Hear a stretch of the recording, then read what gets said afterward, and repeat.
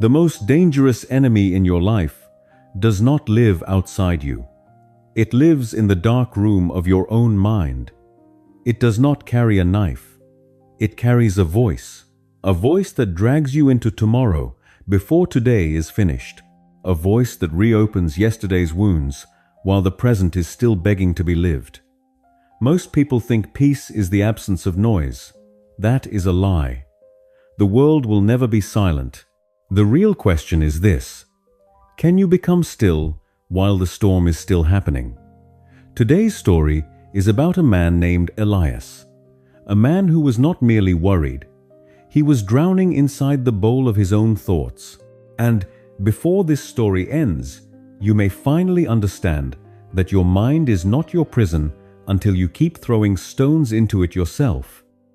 Elias lived near the coast, a place of wheat fields, salt, wind, and evenings that turned the world amber and gold.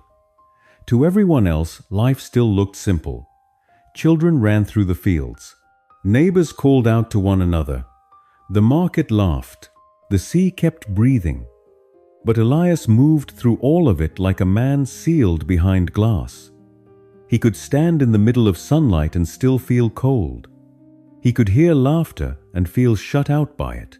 He could watch lips move and barely catch what was being said. Not because the world was quiet, because the noise inside him was louder. His mind was not a refuge. It was a flood chamber. Every thought arrived heavy. A mistake from last year. A fear about next week. A sentence someone once said and probably forgot. A disaster that had not happened and might never happen. Each one struck the water again, and again, and again. Elias was drowning on dry land. Birdsong could not reach him. Even a neighbor's kindness broke apart before it reached the center of him. He tried to force himself to calm down. But forcing stillness only made the water more violent. It was like trying to flatten the sea with bare hands. The harder he pressed, the wilder it became. He was not weak. He was exhausted from trying to govern every ripple inside his own skull. He was not being ruined by the world. He was being dragged under by the stones he kept hurling into himself. One dawn after another sleepless night, Elias walked to the shoreline. The sea was dark. The sky was pale. The village behind him was still asleep. There, beside a weathered boat, stood an old carpenter named Tarin. He watched Elias for a long moment. Then he said, "You look like a man trying to survive inside his own head." Elias almost laughed. "That is exactly what I am doing." Tarin bent down, picked up a black stone, and placed it in Elias's hand. "Throw it." Elias did. The stone struck. The surface shattered. Circles spread outward. The reflection of dawn was broken. Then slowly the water returned to stillness. Tarin picked up another stone, then another, then another. Each one struck the water. Each one disturbed it. Each one sank. And each time the sea recovered without argument. That was when the lesson began. Tarin placed one final stone in Elias's palm. It was dark, heavy, cold.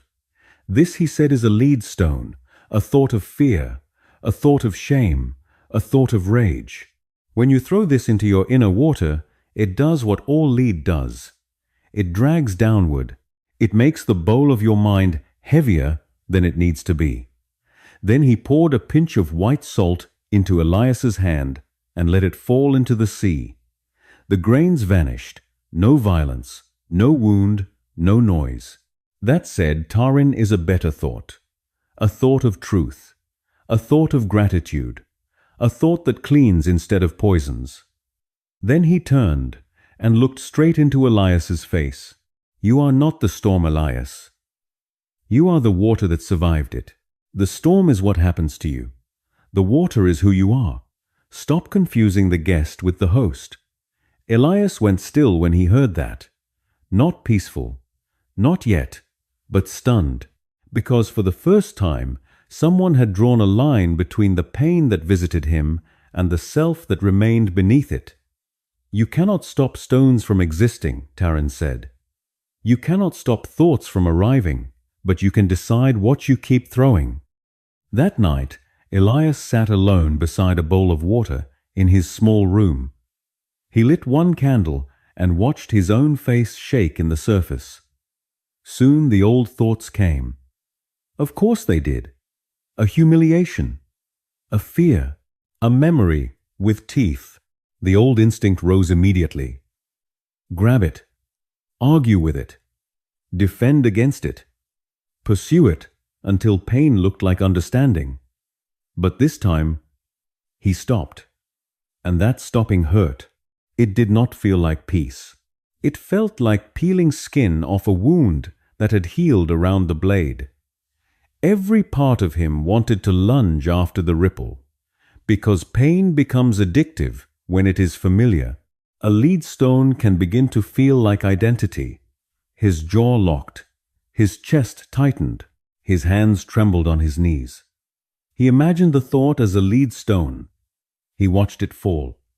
He watched the ripples spread, and every nerve in him wanted to follow it into the dark. But he did not. That was the labor. That was the violence of discipline, not the disappearance of chaos. The refusal to kneel before it. He let the ripple move, then weaken, then fade. Only then did he reach for something lighter, not joy. He was not ready for joy, only truth, the warmth of bread, the fact that he was breathing, the fact that the bowl had survived every stone so far. Then finally one grain of salt. Peace did not descend like a miracle. It arrived like effort, like a man holding the line inside his own mind for 1 second longer than his old habit demanded. And that was enough to begin changing everything. Elias did not become a different man in one day. He became a different witness. He still had thoughts, still had fear, still had old ghosts that arrived without invitation. But now he knew the mechanism. A thought was not a command. A feeling was not a prophecy. A ripple was not the sea itself. He walked through the village with more space inside him. He became quieter, not empty, clearer, like water after the last stone has finally been allowed to sink. People noticed, not because he spoke more, but because he no longer looked like a man fighting invisible wars with every breath. He carried an ocean now, not a battlefield. You carry an ocean inside your chest. That is not poetry. That is responsibility.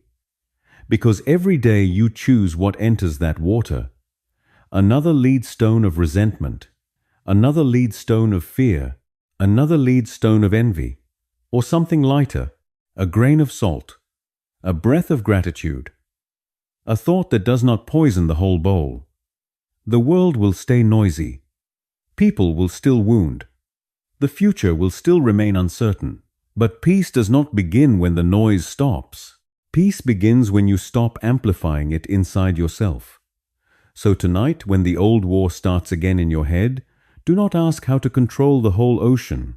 Ask one smaller question. What is the next stone I am choosing to throw? That is where your freedom lives. If this story met you at the right time, write this below: I choose stillness. Not as decoration, as a decision, as the end of one more internal war, as the first honest step toward becoming the ocean instead of the storm